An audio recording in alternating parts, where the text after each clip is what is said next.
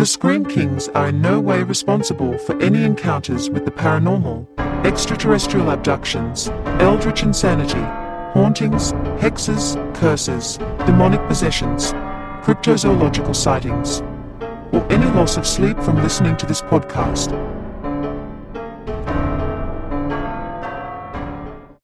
This is the Scream Kings podcast. I'm Max George. I'm NJ Gallegos. I'm Nathaniel Darkish. For every podcast, someone, somewhere knows the answer. Perhaps that person is listening tonight. Perhaps it is you. Dun dun dun! I don't think it's an actual Scream Kings podcast unless NJ or myself make some sort of noise effect at the beginning of the show. Sorry, Nathaniel, not sorry. I'm saving myself for the end of the show. As one should. That's the chaste way to do it. We have a really exciting episode today, everyone. We have a treat of a human being on the show. I would like to introduce the Queer Cryptid. Megan, I found you on TikTok. You are a saint. How Thank are you you tonight? I'm really good. I'm really excited. We will ask you that same question at the end of the show and see what the differences are. Megan, I was just scrolling, as one does, on the TikTok, and I found you talking about the Three Kings ritual, and then I fell into a black hole of legends and lore and all of these amazing stories that you tell on TikTok, and was honestly quite enthralled. You have this special way of connecting on TikTok that a lot of content creators can't do. Thank you. I don't know if it's the it factor or whatever, but you just feel really personable, and I love that about not only your show, but telling scary and spooky and terrifying stories and making me feel like it's gonna be okay. So It's not. Oh, great. Before we kind of dive into a few of your stories that I personally loved from TikTok, I want to know how you got into this world of horror and lore and legends. Kind of what sparked this fascination for you? So with horror, like my whole family have always kind of watched horror movies, like everybody except my mom. So like grew up watching horror, also grew up part-time in a haunted house. Yeah, really, really weird things would happen, like seeing like shadowy footsteps, and everyone just kind of was used to it. Except for me, because it was like it was my like biological dad's house, so I was only there every second weekend, and I was terrified, but also so excited by being terrified. Oh, hey, Dad, there's the shadow monster in the corner. What's up, bro? Yeah. Yeah. And then like for the lore part, it all just happened last year. Like I've always had sleep paralysis. Literally there were a couple years of my life where I would have sleep paralysis every single night. And I don't normally meet very many other people who have sleep paralysis. So I got this crazy idea.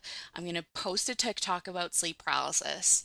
And it basically prompted me to start looking into like the supernatural and cultural beliefs surrounding sleep paralysis, which just brought me down a road of paranormal and folklore and everything that I talk about now. It's amazing. I've only had a few experiences with sleep paralysis, and they terrified the shit out of me. So when I hear people who are just, is it okay to say chronic sleep paralysis? Yeah. I definitely don't have it every night anymore. It's more rare, but I used to. It's just fascinating to me because in some extent you kind of get used to it, right? Some people do. Good response. Yeah, not me. To me, it is still just as terrifying if it happens tonight, as the first time it happened to me. I think that's very fair. Do you have like a sleep paralysis demon that's like assigned to you, or do they like rotate, or like how does that work? So for me, it's typically like a black shadowy figure. um, that comes into the room. Luckily for me, it does not choke me or like sit on my chest. I know a lot of people experience that. Not me, thank God. But yeah, sometimes it's changed up. Sometimes it's like a woman or a man that actually has features that I can see. Really depends. Okay, so they rotate Boy. kind of then. All They right. do a little rotation. Okay. Aw. Shifts. Someone's on call, and then they Yeah. have a nice little schedule. They're like, Yeah. damn it, Megan's going to sleep again and I'm on call. It's Brad tonight. Shit. Yeah. They're like, guys, she's sleeping on her back. Someone's got to go because it always happens when you're sleeping on your back. Oh, that's fascinating Yeah. and terrifying. I'm sorry. No, but you Yeah. know what? It is my most interesting personality trait. So Oh, some people have a lot of freckles. Other people have sleep paralysis. yeah, not to brag or anything, but So, if you had to pick your favorite horror movie or scary movie, what would you say? Midsummer. We love Yes. this movie. That movie, like, not only was done so well visually, the foreshadowing in that movie literally gives me the chills. You see some of those paintings or imagery of what's to come, and I feel like nauseated about it, but like in a good way. You are among friends. Absolutely true. Yeah. When I watched it the first time, I the entire time I remember thinking, what the fuck am I watching? Right? And yeah, and after I was like, I'm never gonna watch this ever again. That was so uncomfy. I feel so uncomfortable. And then ever since, I've never stopped thinking about the movie and that I really want to rewatch it. So recently I did, and it's still really uncomfortable to watch, but it's just so good. Did you watch the extended version? No, I didn't even know there was an extended version. Oh, it's like an hour longer. What? Wow. I'm mind blown. Crazy.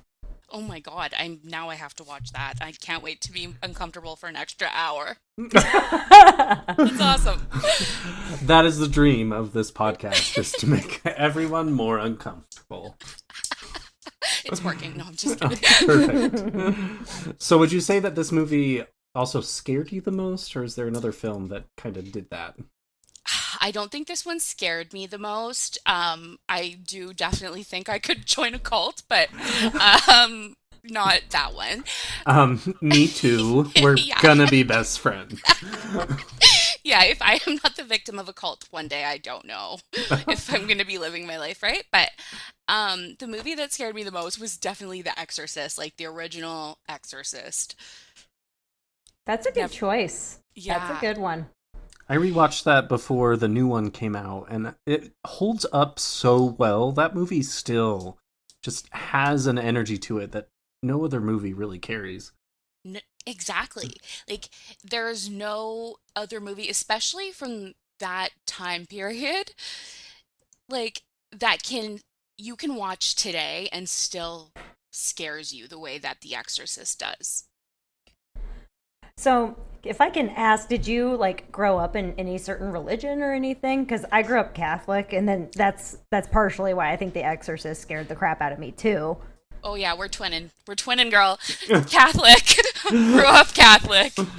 Yep. You have a little Yeah. bit of trauma from it, huh? Oh heck yeah, of course. Like, of course, lesbian watching The Exorcist, I was traumatized. I was like, this is gonna be me. I'm gay. I'm fucked. Great. So now you guys Yeah. have a spin-off podcast called Lesbians Watching The Exorcist. I'm in. Yeah, that sounds great. Yeah, no, definitely grew up Catholic. So to me, I watched that and very much believed that it was possible and still don't necessarily think that it's not possible. Yeah, I really don't know either. Like my wife, she's a nurse. Well, she's a nurse practitioner now, but she was a nurse, and we worked at a Catholic hospital. And there was a patient that got brought in by a priest for an exorcism. Oh my God, I would have quit. Okay. Whoa. Yeah. Um, Yeah. how was NJ, that? why am I just hearing about this? Yeah, what the hell? I don't just like give it all up at front. Like I have to keep me like mysterious. You are a I'm- classy lady, so that Yeah. makes sense. You I have am to so wine and happy. dine me. Okay. I'm so happy that I am the one that gets to hear about this. I feel honored. Can you tell us more without like, breaching confidentiality? Yeah, So- I know the Don't break- HIPAA laws, NJ, so watch out. So this is all secondhand, obviously, but she said that the patient was like screaming that it was burning, and she would just see these scratch marks appear. I swear to God. Oh my, Yeah, yep. yeah. Like that got me. I would not work. No. Was there also a nurse that then was attacked by a serial killer like that scene from Exorcist 3? Not by a serial killer, no. Dang. Just a regular killer. Okay. Yeah. I mean, like, that's pretty good, but there's that one scene from Exorcist 3 that everyone uses for gifs, and, what Yeah, a scene. I think Sorry. I've seen that. Oh, it's the other good Exorcist movie. It's not as good, but it's still pretty solid. I will have to decide what night I don't need to sleep before I watch it. The paralysis demon can take the night off. Yeah, look at their work schedule and see if there's a good day. So Megan, on your TikTok, you talk a lot about legends and lore and all of that. Is there a story in particular that scared you more than any other? Yes, there is actually. And there's actually, I always talk about this because I love the adrenaline of being scared and I love horror and I love all of it. But don't be fooled. I am lying awake at night from everything that I have scared myself with. Yeah, I'm laying there at night being like, this is the night that it happens. So, Mood. yeah. Yeah, if you are amongst friends, I often look out my window and think, what if I saw a shadow? Would I be cool with that? Yeah. And was that a shadow? Yeah, exactly. Exactly. So the Bell Witch, Ooh, which, the story itself, I love didn't the Bell really- Witch. I love the Bell Witch too, and I really love the story. The story itself is definitely creepy. Definitely, knocking being heard on the doors and walls, and the family hearing like chains and dogs fighting when they're trying to go to sleep and something gnawing on their beds. Very creepy. But the weird thing about it was I was making the video and my one sister is always telling my girlfriend that me making all these videos is going to invite something into our house. So I record this video of the Bell Witch. It was the night before Halloween, and I remember thinking to myself, like, wouldn't that be crazy? Because the Bell Witch is said to go to different locations and to basically be able to be in more than one place at once and just weird things like that. I'm like, wouldn't it be crazy if something did start to happen at my house? And then that night, I'm laying in bed editing the Bell Witch. My girlfriend's asleep beside me. It's dark in the house. And all of a sudden, I notice a light on from somewhere in the house. So I get up to go check it out, and our TV has been turned on to the fireplace channel. So random. Ugh. We were not watching the fireplace channel. So I think that's weird. I'm not going to freak out yet, though, even though internally I am. Turn off the TV, go back to bed. From me getting up and get, like, all the commotion, my girlfriend has woken up. And I say, the TV just turned on by itself. That's so creepy and weird. And she's like, yeah, that's weird. So we lay back down, ready to go to sleep. And our dog, who's in the bedroom, never does this, but walks out of our bedroom into the hallway and starts growling at something that we cannot see. Oh boy. Yeah. terrifying. So I was like, I didn't say this to my girlfriend, but I was like, my sister was right. I probably brought the fucking Bell Witch here. Well, and the Bell Witch is so spooky because no one really knows what happened, right? Like, Yeah. there's a lot of unknown aspects to that legend, and so that gave me. I don't like that. No, it was very creepy. I assume you like burnt your house down or something, right? You know what? Eventually, I guess there is a little bit of desensitization because I'm pretty sure that from having so much sleep paralysis that absolutely terrifies me, I just have to get used to the fact of like being terrified of something in this space and then letting it go. All right. So. All right. Well, anything else you want to tell us that is terrifying and spooky before we get into something other that is terrifying and spooky? I think that's it. That's the one that really, got That was to cool. me. I mean, cool in a spooky kind of a way. Yeah. So You don't need to give qualifiers, Max. Fair. so We're Megan, all among our people. Megan, you run an amazing TikTok, like I mentioned earlier, the Queer Cryptid, where you Crypt? dissect. It's actually, sorry, it's I- actually the Queer Crypt. I wondered. Damn it! I should have checked.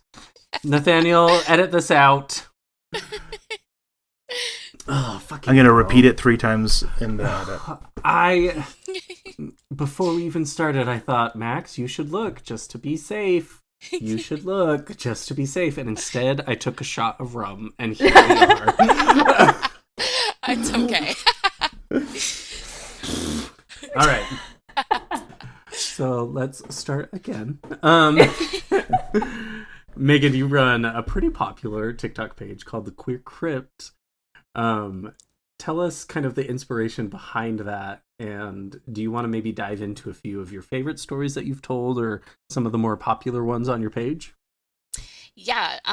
So the inspiration was really sleep paralysis and looking into, because if you've experienced sleep paralysis, it feels very supernatural. So very much led me into researching folklore and the supernatural.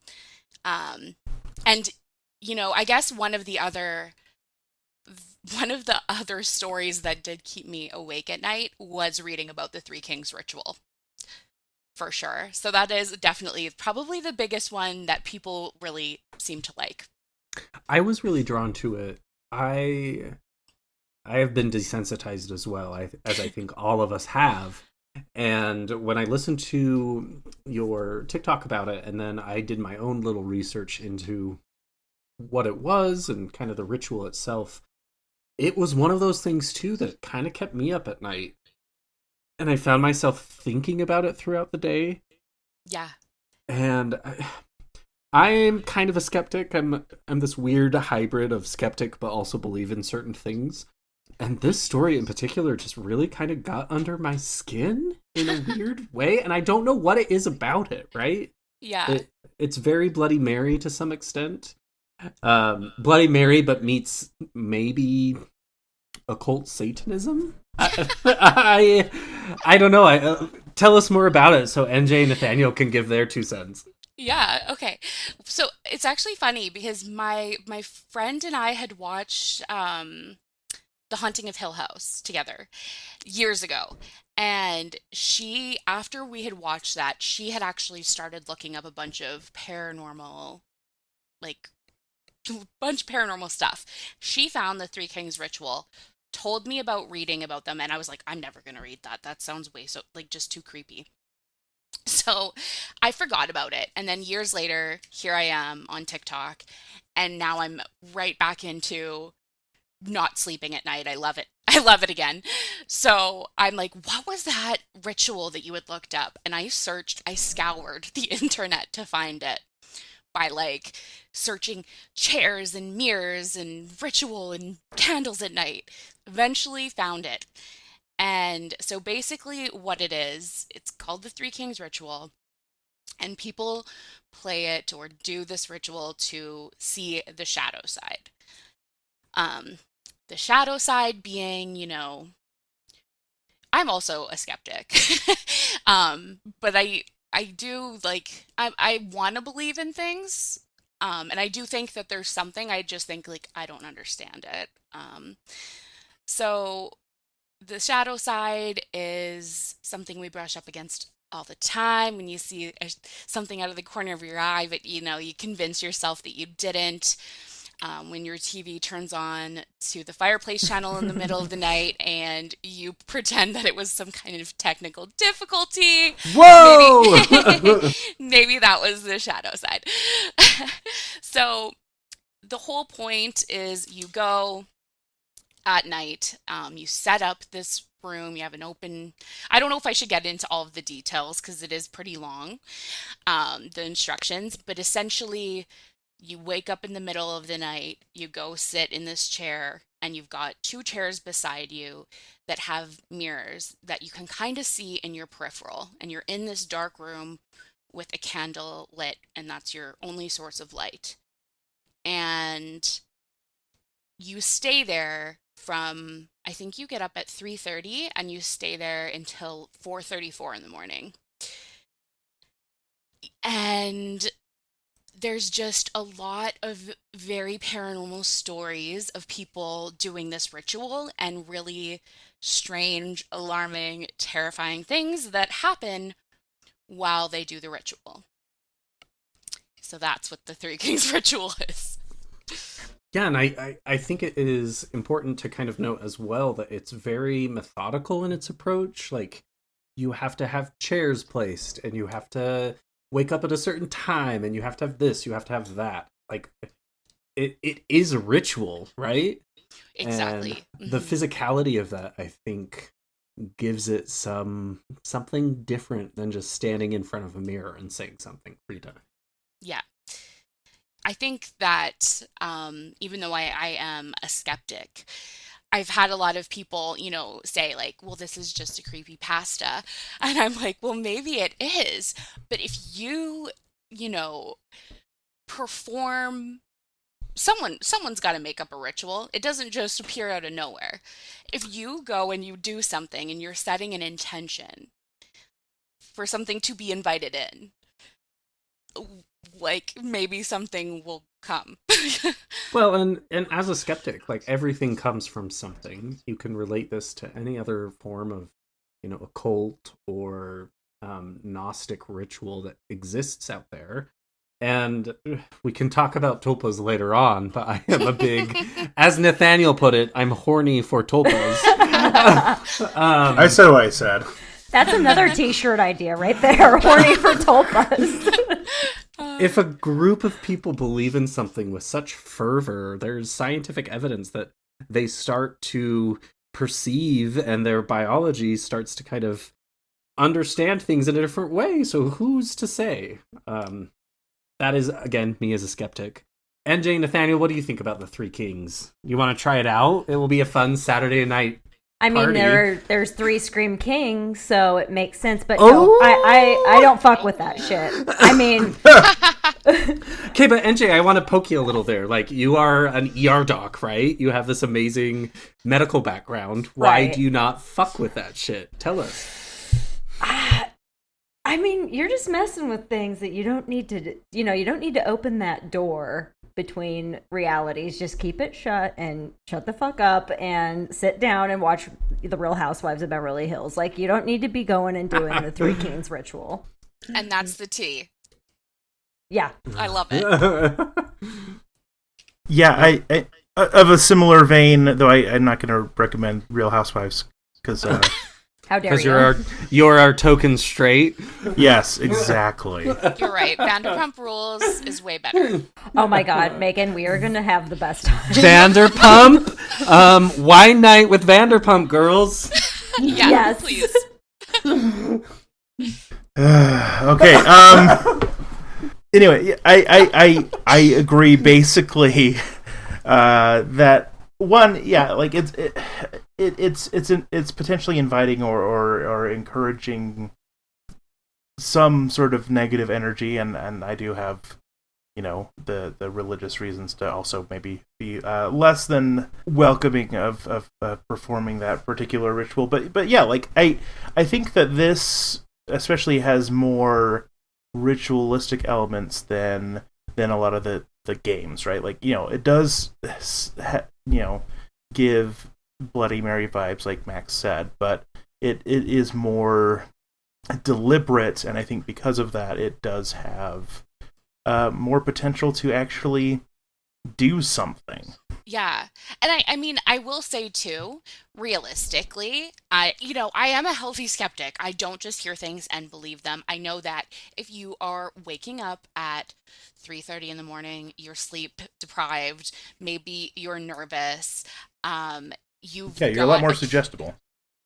yeah, you've got a candle, you can see your peripheral vision, with this candle dancing.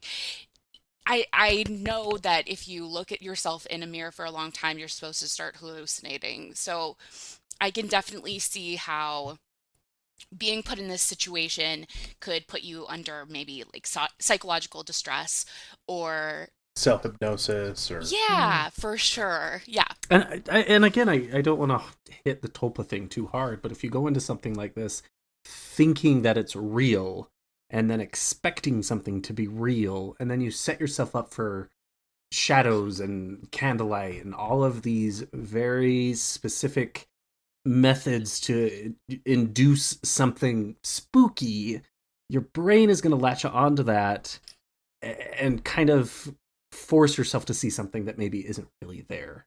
I think the phrase is apophenia, where you see something that might not be real, but your brain thinks it's real because of your preconceived notions. Right. And so it's this weird road to walk on of, is there something that maybe you're messing with? Sure, I don't know. I would say no, but at the same time, just because it doesn't exist doesn't mean it's terrifying as fuck, right? Yeah, no, absolutely. And I know there's always this subject always brings up the and what is reality anyways, which is far too much brain power for me. But let's all have an existential crisis together and really dig in. I usually do it about 11 p.m. at night, so that's about fair. I've got plenty of holy water. I'll just sprinkle it on everybody. I'm saving that for New Orleans, you guys. So I'll make you some more. Nathaniel got me the Roman Rite, so I can do it. Ah! What have I done? What have I unleashed? Do you have like a connection for holy water? Like it's like, hey, my holy water dealer's here. No, so the book I have from Nathaniel, it's all of the Catholic rites, so I can just bless water and make it holy. Really? Yeah. Like you don't have to be a priest or anything? I mean, probably, but I still am a Mormon by technicality, so I guess I could use my Mormon priesthood. Or Nathaniel, you could for us, and then we could just sell it. But like, does Mormon holy water work on Catholics? Well, this sounds like knockoff holy water. Yeah. Okay. Oh no! This is like Temu holy water. I want Amazon holy water. Yeah. Well, actually, we don't have holy water in my faith, so. But we do bless oil, so I mean... That's true. Really, we should have a whole other podcast about holy water. Megan, I am curious about the crying boy paintings, if you don't mind telling us a little bit about that. Yes, I really don't mind because it is really creepy and weird. And very cool, but uncool because people did lose their lives. But it is, yeah. So the crying boy painting curse, there was a painter, and I'm not going to say his name right, but he went by the pen name of Bruno Amarillo, and he painted these pictures of a crying boy. And a lot of people bought them. And there was this firefighter in Essex who started to report that there would be all of these burned houses, and he would keep finding undamaged copies of this painting. So everything would be completely just demolished from this fire, but there would be this perfect painting in perfect condition. Um, so like it kind of prompted this mass burning of all of these paintings, but there were really a lot of incidents that were very creepy and very much um encouraged the belief of this curse. Like in 85, there were a lot of people who had their house burned down, and these paintings would be found in completely perfect condition. There were people who would blame the painting on the loss of family members who had passed away in fires. There was a man who had purchased one of these paintings, and because he wanted to disprove, he was like, this isn't real. Y'all are crazy. I'm gonna buy this painting and nothing is gonna happen. And his house burned down. And the painting was in perfect condition. Yeah, and so there was even this guy who went to destroy one of his neighbor's painting of this crying boy, and he went back to his own house and his living room was on fire for Wow. unexplained reasons. So it's just there was something weird there. I don't like that. Mm-mm. Yeah, that one's creepy too. New story. That one is creepy. Swipe. News story. Let's talk about the Midnight Game. Yeah, we could talk about the Midnight Game. So the Midnight Game is, it's another one that's kind of like the Three Kings ritual. Um, you summon a supernatural entity.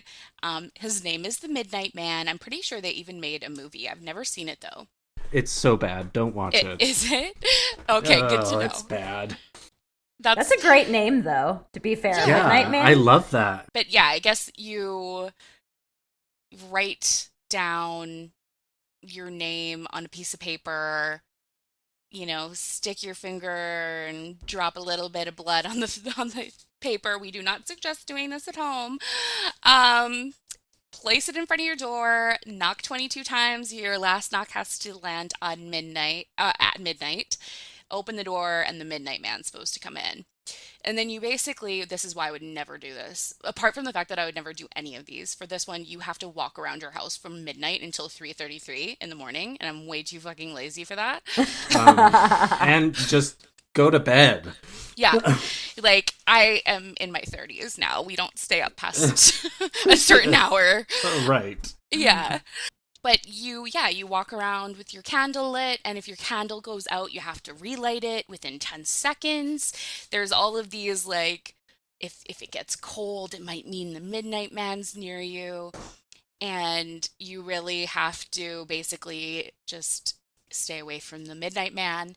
If your candle goes out and you're not able to relight it, you have to encircle yourself in a circle of salts and stay there until 3:33 in the morning. I've read some creepy stories for sure on this one. So you want to invite the Midnight Man to come over, but then you don't want him near you. Like, what's his purpose? So this is a good question for many of the creepy games and rituals out there, is what is the purpose?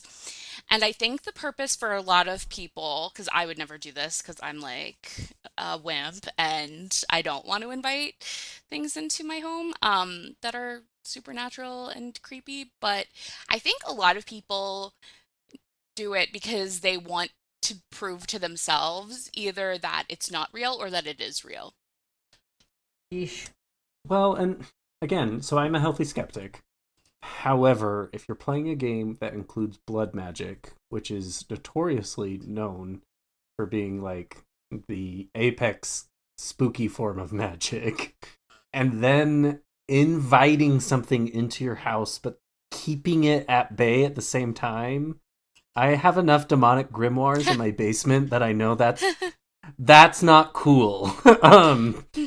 Typically in demonology, if you're inviting something to make a pact or a bargain, you're making a pact, you're making a deal, you're making some sort of exchange. And so to invite it in and then say, maybe not, that's dangerous. No, I don't like it at all. It's also kind of rude, to be fair, too. Like, yeah. Not a very good host. no. Yeah, for real. Nathaniel, what do you think about all that? Yeah, I think it is very much just like almost taunting or playing with forces that maybe you ought not to fart around with. Like right like you know, this is yeah, exactly the come on in, but you can't do anything. That is just from a karmic standpoint real dumb. And it just gives me real strong, like, anything for Jackson / a half a dozen other horror movie vibes that I'm like, well, I think I've seen how this one turns out. For real. As like an amateur demonologist, all of this sounds very not good. You can just say dumb. There are rules and regulations when it comes to working with the dark side, and let's just throw it out all with everything. That scares me. Guys, don't do this. This one's not good. You know what? Everybody who like follows me, they always say this comment on all of my videos, and it's my favorite. Play stupid games, win stupid prizes. Yeah, for real. Yeah, and it's like totally. And then they're like, "Why do you encourage people to play this?" And I said, I say in every single video, I would never do this. Like, don't do this. This is purely to talk about something creepy and interesting. I don't suggest it. But if you do play, then tell me how it goes. If you do, I'm in there. So you're like the Jackass videos that are like, do not do this, but like if you do it, we might show it. I mean, yeah.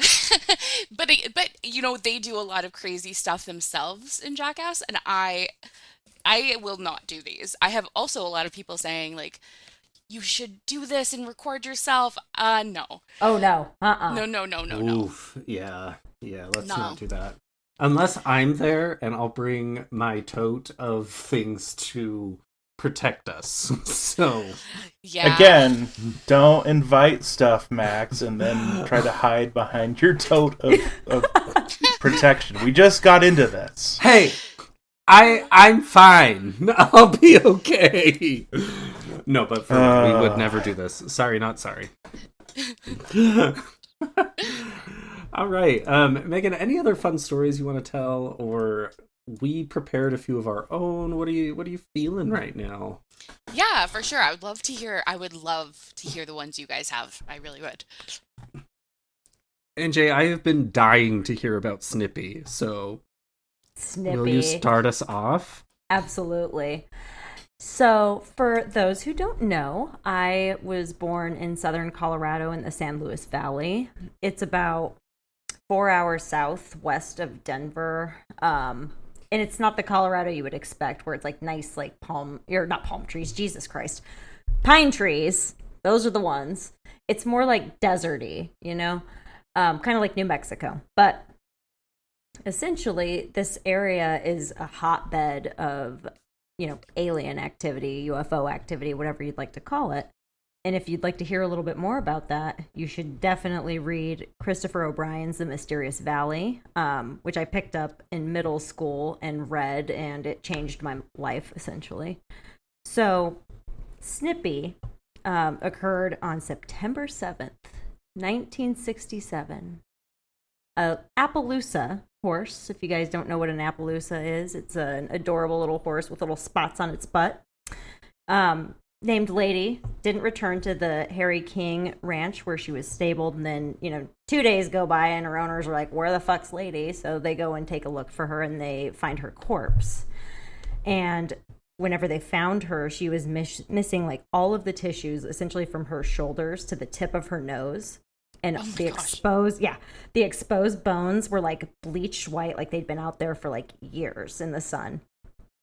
And the area immediately around her was muddy, and there was absolutely no tracks. There was no pieces of her, like no muscle, no meat, no mane, like nothing stuck in the mud. No evidence of a struggle, no blood. And there was a very like medicinal odor that kind of hung around. And then they kind of Dr. Vampires. Yeah. They examined the site around there, and there was 4 burned areas around the carcass, and then there were several others that were further away. And some investigators came and used a Geiger counter in these areas where there was the burns. The radioactivity was higher. Actually, when you went closer to Lady / Snippy, it got lower as far as the radioactivity, but it sounds like they were kind of disputing that because they were saying it wasn't accurate because it's like above sea level. I don't know anything about that, but whatever. And around that same time, several residents around the ranch and essentially in the San Luis Valley reported seeing lights around this time of the incident. And I mean, this is like 1967. Like, I don't really know like if there's a lot of like planes or things like that, but I can't imagine it's like it is now, where you can kind of expect to see some stuff flying around. And the journalists got a hold of this story, and they renamed Lady Snippy because I mean that's way cooler to be fair. And eye-catching. And this whole incident is actually considered to be one of the first publicized unidentified aerial phenomenon cases, like on record. Oh, wow. Yeah. That is very creepy. Yeah.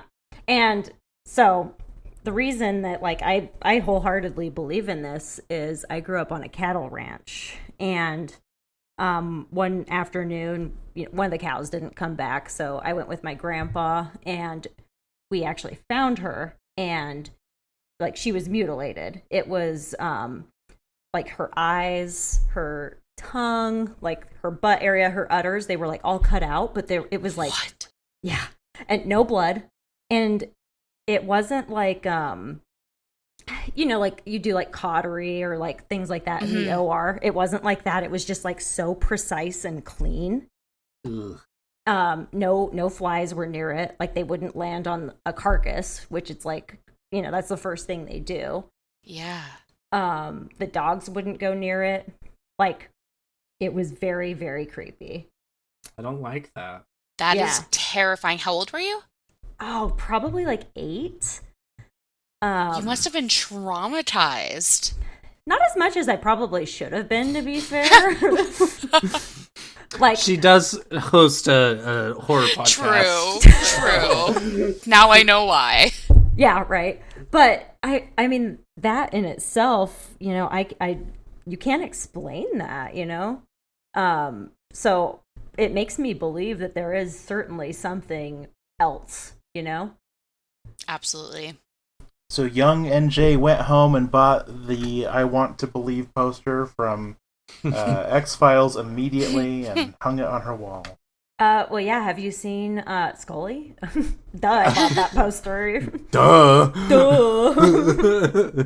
Also, it's really interesting because it's like, it's just interesting because, it's now been admitted that aliens are real by Right. the government, right? So it's Yeah. it's like all of these conspiracy theories and all of the conspiracy theorists of covering up specifically aliens. It's just, yeah, it's like, there was obviously so many people knew something was going on. Right. And now they're Well- like, yeah, okay, you guys know. It's fine. And I've had NBD. several family members that have had like not that incident. I mean, obviously they came and saw the cow, but like my uncle, he's a truck driver, and he'll deliver like hay and stuff to New Mexico. And he was coming back north into the San Luis Valley, and he saw some sort of like light capering about in the sky. And as it got closer, it drained like the power of his truck. The lights, Oh. the lights with the truck and like cars near him, like dimmed, and the radio slowed down and whatnot. Like that scene from Close Encounters. Yeah, exactly. I believe it. I mean, like, that is the one thing that I'm like, I'm a healthy skeptic, but my entire life I've believed in aliens because I think I'm one of the people who thinks it's unrealistic to think that if there's so many galaxies, and I don't know, I'm not that smart, but there's a lot of shit going on out there, so we can't just be like, it's just us. Right, yeah. No, fully agree. Like, ghosts and demons is one thing, but having complex life outside of Earth, yeah, for sure. It is there. Absolutely. Nathaniel, do you want to talk to us a little bit about your story? Yes. I don't have quite as much juicy detail, but and at first I was tempted to go like, oh, should I talk about Skinwalker Ranch? But then I was like, I've talked about it a bunch on the podcast. If you ever want to talk to me about it more, I'm always happy to talk about it. But no, one thing that I've kind of learned a little bit about recently in the area of Utah that it's about an hour south of where both Max and I live in Utah. There is the city of Provo, where BYU is and all of that, and there's a big canyon right next to it, Provo Canyon. And in the canyon, there is kind of like a smaller sub-canyon, and it has a trail called the Rock Canyon Trail. And basically in that area and in kind of the immediate surrounding area of it, there is a bunch of interesting supernatural phenomena that have been kicked around as commonly seen, commonly experienced. One thing that we've mentioned, actually, I think when we talked about Bigfoot and everything kind of tied to Bigfoot many episodes ago, is that there have been, especially in more recent years, some kind of Sasquatch sightings in that general area. Specifically, like that there's been some sort of ape man type thing seen running at high speeds, and visible from like a small section of road, reported by a handful of people. So there's that. That's kind of interesting. Though most of the stories tend to be a little bit more along the lines of either shadow men or ghosts. In, I believe it was the 1850s, there was a battle fought between a militia and a Native American tribe that went down there, and ultimately most of the natives were killed. And notably, especially like along a steep section of this trail, the wife of the chief, or I don't think he was a chief. He was like the head of the group of warriors that were fighting. She ended up plummeting to her death as a result of kind of what went down. Since then, there have been a lot of sightings of a ghost that looks like a Native American woman who is right around this very steep cliff area, and is either seen like falling off of the cliff, or just looking angry, or is weeping, things along those lines. There have also been, just because it's kind of a perilous section of canyon, been a number of people who, going on hikes and things like that, have fallen and killed themselves, or and have died. And more recently, especially like since like the 80s and 90s, there have been a number of sightings in a certain area of a ghost that looks like a male hiker with all of the hiking equipment, backpack, that kind of thing. And it's that he's basically standing at the top of a cliff, and so people see him at the bottom of the cliff, and they look up and see him, and then he just runs down the cliff, like down the sheer wall, like at them at high speeds and then disappears, and it's apparently very jarring. That would be terrifying. Yeah, just the idea of someone running down a cliff at me scares me. But yeah, besides that, like there have been some just kind of vague shadow men or ghosts and things like that in the area, but for the most part, yeah, that seems to be one of the bigger hotbeds of ghostly activity in Utah. And then, yeah, more recently, like I said, some Sasquatch kind of stuff has also been spotted in that general area. Sounds like an area I need to go to, even though I do not want to see someone running at me alive or dead like that. Yeah, fair. I mean, it's a pretty canyon, so. We could have a picnic. It'll be fun. I'll bring my tote, guys. It's okay. I need someone strong to carry me. I don't want to hike and fall off the cliff and die. Perfect. Hey, and MJ, are you strong? I could probably squat like 45 pounds or so. I don't know. I could lose a couple. That's fine. I'm bringing my tote, so I'm busy. I just want to talk a little bit about the K's Cross in Utah. This is a pretty popular little spooky story. K's Cross is a very large stone cross in a town known as Kaysville, Utah. Which is where I teach high school. Amazing. Kaysville is kind of a small little town in between two bigger towns. Nathaniel, you probably have a little bit more experience in the city. I always try and avoid it. It's not my favorite city, but that's okay. It's. I'll just say it's one of the probably more wealthy areas of northern Utah. There we go. That was very appropriate. The cross itself existed until the early 90s. It was, I want to say, a 6-7 foot large stone cross with a embedded K in the center of it. And the story goes that there was a polygamist in the area who had 7 wives, and as an affront to God, he ended up murdering his 7 wives and buried their bones within the cross. Utah is a state, of course, that has a lot of Mormon background. Polygamy was rampant in our state for a real long time, so all of that feels very tethered to actual history. However, the story goes that at night, if you approached the cross, you would see these hounds start to chase after you with these red lit eyes, and people assumed they were some sort of hellhound.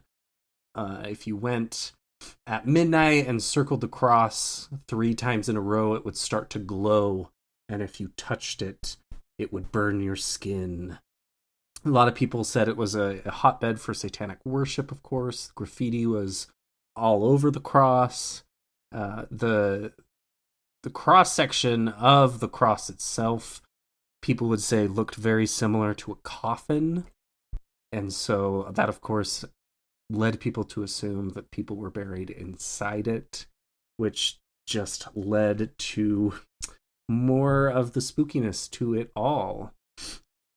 It was pretty well known through the 70s and 80s. A lot of people tell stories in the account I read of sneaking to it at night. It was a popular high school spot to go and, play who can touch the cross and not get burned kind of a thing. My favorite game. And then one day in 1992, the people of Kaysville heard a very large boom, and apparently the cross had been destroyed, and people said that it was God's wrath and finally took care of the cross and destroyed it altogether. Wow. Or more accurately, probably someone blew it up. Yeah, that is interesting, Nathaniel, because what I wanted to do was share a story that the lore kind of grew out of the community around it, but when you look at the history itself, it shows that it's not anything related at all to anything that happened. Mm-hmm. So in 1920, there was an individual named Charles Kingston, and he did break away from the kind of normal Mormon church. I'm not sure, Nathaniel, what you would call it. The standard belief system at the time in Utah. Yeah, he essentially would have formed his own splinter group. Yeah. The church came out and decided that polygamy was no longer part of their doctrine. There were 2 manifestos in the early 1900s, and this guy decided that that was not ordained from God, decided to break away from that because he still wanted to practice polygamy. So he and his wives kind of set up their own little co-op or commune, in Kaysville, and they called it the United Order, which is patterned off of Joseph Smith's kind of equal living, communistic type of living where everyone shares everything. And they lived in pretty good harmony for a few years until they met an individual named Francis Penkovic, who taught that he was the Messiah. He also went by the name of Krishna Venta. And this guy convinced the Kingston clan that he was in fact the Messiah, and to honor the crucifixion of Jesus, they built this large crucifix made of stone with the intention that it would be a library for the Holy Scriptures, such as the Book of Mormon, the Bible, a lot of Hindu text, revelations from the Kingstons about God. It was going to be kind of this epicenter of knowledge, and that K in the cross actually stood for knowledge. Krishna Venta finally decided, though, that the Mormons were a little bit too strict for his liking, so he left to California, and the Kingstons eventually died out. Ironically, you can see this cross. It has a very particular design, especially that cross-section that looks like a coffin. Krishna continued to use that symbol when he traveled to California. And the explosion that happened in 1992 was just the Kaysville government saying, we don't want kids in this area. It's private property. Let's destroy this beacon of the supernatural. Interesting. So that is Case Cross. I prefer the story with the hellhounds chasing teenagers for their sexual deviancy, but at the end of the day, it was just a library. That's so funny. It's like the tree in The Last Jedi whenever Yoda started on fire. Yeah, really though. Yeah, so because I teach high school right in that area, I can confirm that the legends still live on, and that even though there's not a cross to visit, teenagers will still go where it was and still talk about it. And I've had students even tell me wild things that they thought they saw some. What was it? Oh yeah, I had some that a couple years ago told me that they went up there at night one time and they think that they saw some people in KKK robes, and I'm like, what are you talking about? Yeah, the article I read, the very end, talked about that. Even though there's all of this information that kids out there still got to do what kids got to do, and they continue to go to the grounds even, and the stones have magic properties and XYZ, and it's just funny to me about the long-lasting power that these stories can have on people. It's pretty cool. It is really cool. And actually, like there are so many, there are so many stories that I tell that I know, you can easily debunk, or there is easily that other answer of what really happened. But it's also sometimes very fun to just, believe in things, or just let yourself be afraid and listen to this scary version of the story for pure entertainment value. I don't know. I just think that there is something to that. Having these beliefs like the stones are magic, it just makes the world a little more interesting. And in such a turbid world that we live in right now, it's 2024, we have a crazy election coming up. Having a little magic and a little spookiness in our lives isn't going to hurt anything. Well, and also I want to add that, I took a folklore class back in college that was really, really interesting, and really a lot of the kind of thing that was discussed was that folklore isn't about figuring out what the original story is. Folklore is more about evaluating all of the ways that a story changes and shifts and takes elements from other stories and grows and evolves. And like, that is the fascinating thing, is that like, yes, we do have the official story, but the other story is still part of what is in the public consciousness. It's how it evolves, it's how it grows. And like, that's what I love about things like folklore, is that, are they true stories? Almost certainly not. But the fact that they evolved to become these things is so fascinating. And that is where we get tulpas. And I actually, I did figure out the thing that I was thinking of, and it is a little bit different. It's an egregore. Oh, I've never heard that phrase. So an egregore is basically something that exists because of the belief in it. But it's like, like it's created from the belief in it. Megan, it comes from the Book of Enoch. It's like a watcher. Oh my gosh. Oh my gosh. Sorry, I'm having a little occult-gasm right now. Tell us why. Oh, so the Book of Enoch is famously known as being this apocrypha book that goes into kind of the Gnostic side of Christianity and the magic of Christianity. And it talks a lot about the Grigori, which were ancient angels that watched over the earth when God created man. And they became so fascinated with humanity that they fell from grace and slept with the humans. And that gave rise to giants. So it's kind of this alt history of humanity, and occult nerds like myself eat it up, and I love this. And you just gave me my new hyperfixation for the next month. You're welcome. I do what I can. Well, so Max, since I know that you have so much to say about tulpas, should we save that for a future episode? Maybe we can even, have Megan back and we'll talk about all the tulpa stuff. I mean, if she wants to come back, have we scared you, Megan? No, I love it. You guys are amazing. No, I totally would come back. Absolutely. We can do like tulpas the first half, and then Vanderpump Rules the second half.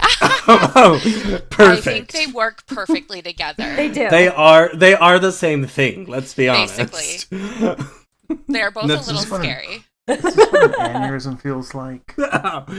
Oh, Nathaniel, embrace the gay. It's time. Megan, we have just had a blast having you on the show. Thank you so much. Thank you so much for having me. We always like to end our episodes with a little segment we call Staying Spooky. And I'm curious, what sort of horror media, what stories, what movies, what shows are you watching that fall into the horror genre that you could share with our listeners? So right now I'm actually reading a book called Frostbite, which takes place in the 90s, and it's like, I don't know if it's a horror with a little bit of comedy and a little bit of science fiction, which is new for me, but I've never read anything science fiction-y. But it's interesting. It's basically about this alien worm that crashes into the earth, and now there are animals that are infected and biting people, and it's super fun. Doesn't it have a really cool cover? I think I've seen it on Twitter. It has the coolest cover, actually. Yeah. So the author, Angela Sylvan or Sylvain, not sure if I'm saying that right, but she happened to stitch one of my videos on TikTok. So this is how I discovered this book. I saw the cover and I'm like, I have to read this. I don't care what it's about. It looks amazing. I'm adding it to my list then. It's really good so far. NJ, what are you doing? Oh, I'm dabbling a little bit here and there. I just finished The Day of the Door by Laurel Hightower, which she asked me to blurb it, which I literally lost my shit because Laurel's freaking amazing. Below with the Mothman, she's a cryptid fan. We should probably have her on and we can chat about how Mothman has just amazing buns. And is like a sexually charged daddy who Yeah. I love. Yeah, Mothman is hot. I literally today during my during class showed the Mothman statue on Google to some students, and it evolved into a conversation about how thick he is in that. Yeah. Like he's like it makes me like, am I bi? Or Exactly. yeah. No, he's a gay daddy, boy or ladies. He is mine. He and me are going on a date. We're gonna go look at some lights. Maybe there's a moth woman out there. Ooh. Plot twist. I'm intrigued. It's actually a great book, though. It's about like family trauma.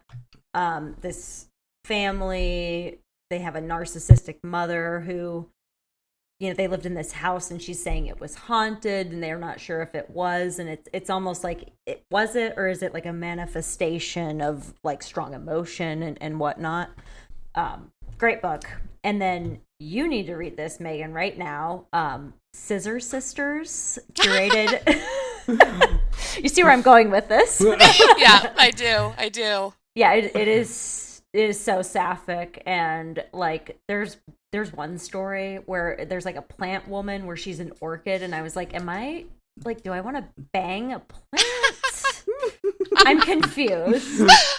Oh my god, I love a good smutty book that makes you question if you want to have sex with plants. Yeah. Or any weird gargoyles. I want to read it. Yeah. So it's a collection, it's an anthology of short stories that have like sapphic influence. So fantastic. I love it. Sometimes I worry about us being like, yay, horror, it's so spooky and we love it.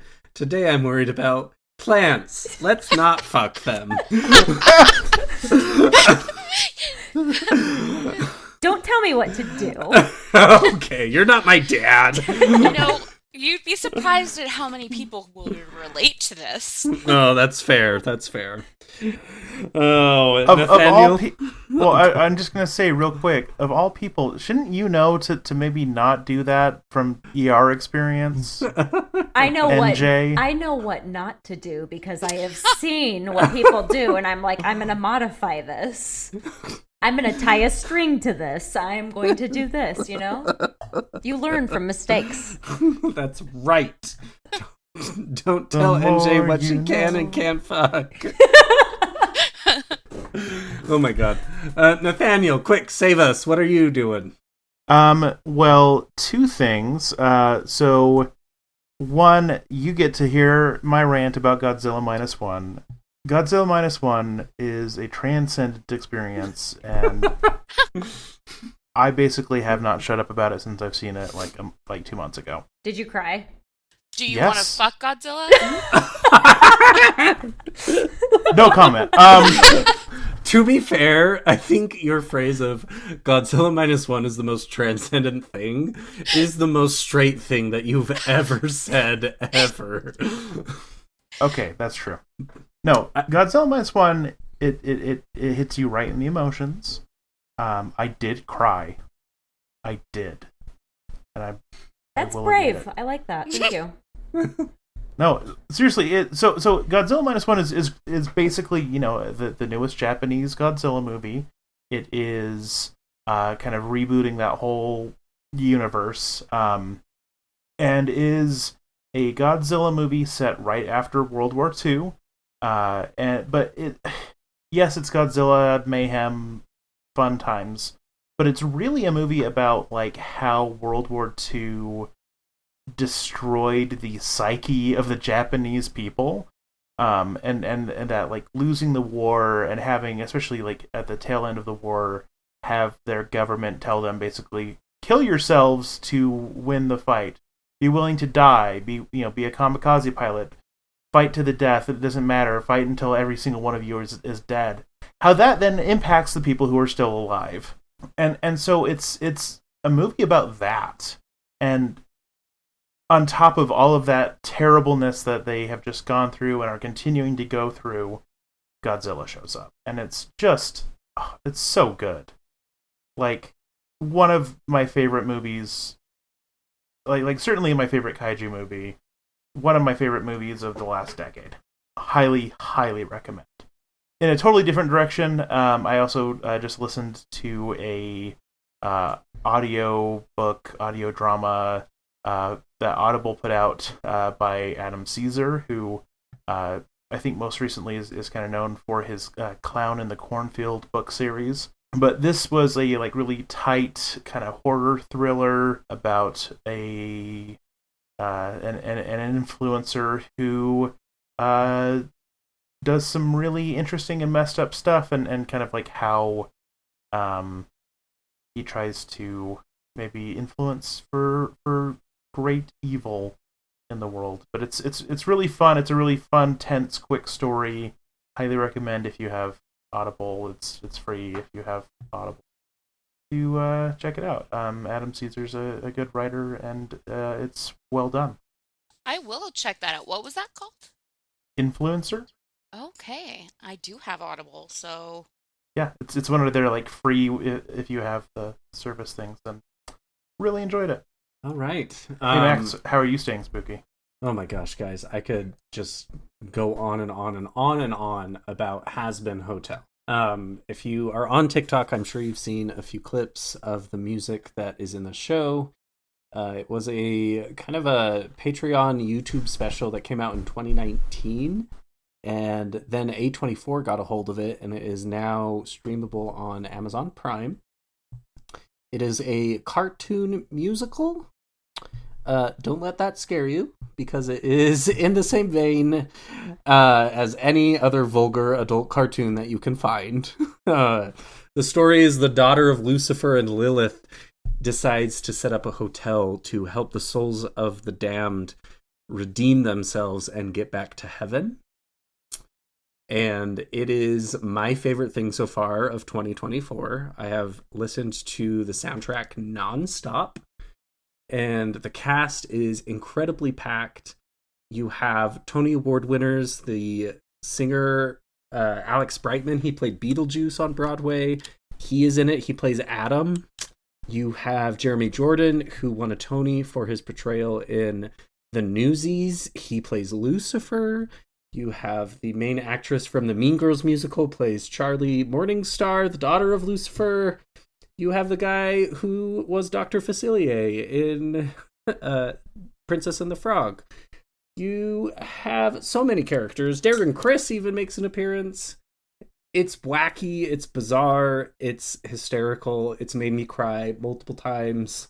It's one of those shows that's vulgar and gross, and then all of a sudden you're like, oh my gosh, my life has meaning. I just want to take a second to point out that you referred to Keith David as Dr. Facilier and not, one of the main characters in The Thing. Sorry, I just got back from Disney World, Nathaniel. What do you want? I want you to give The Thing the prestige it deserves. I love The Thing, don't get me wrong, but I just got back from Disney World. What do you want? Has Been Hotel is my entire personality right now. I love this show so much, and I need everybody to watch it because it's brilliant. I love the idea and the concept. I think that's brilliant. I was thinking about it on my way to work this morning, and again, it's my entire personality, so bear with. They talk a lot about why is it fair that when you die, you are assigned to either suffer or be at peace, and that's it. Why don't we have the opportunity to, if we do suffer, why can't we learn from our mistakes, grow as people, and then be at peace? What kind of a God would just say, nope, you sucked, you're gonna suck forever, you're going away? It's very poetic, and it's beautiful, and their portrayal of Lucifer is me as a cartoon, and I've never resonated more with a cartoon than I have. Also, it's very queer forward. All of the main characters are queer. They represent asexuality, pansexual, poly, gay, lesbians, demi. None of the main characters are straight except for Lucifer. And even Lucifer's not really straight. So sorry, Nathaniel. The gays are coming for you. No. But do I'm not any gonna of them bang a flower?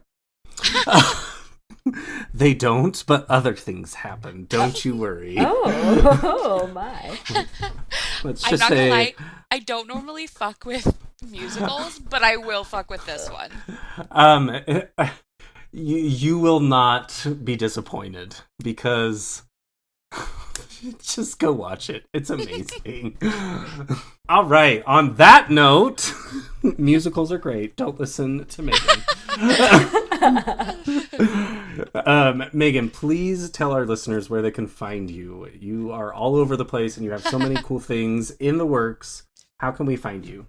Yeah, so I am TheQueerCrypt on Instagram, YouTube, and TikTok.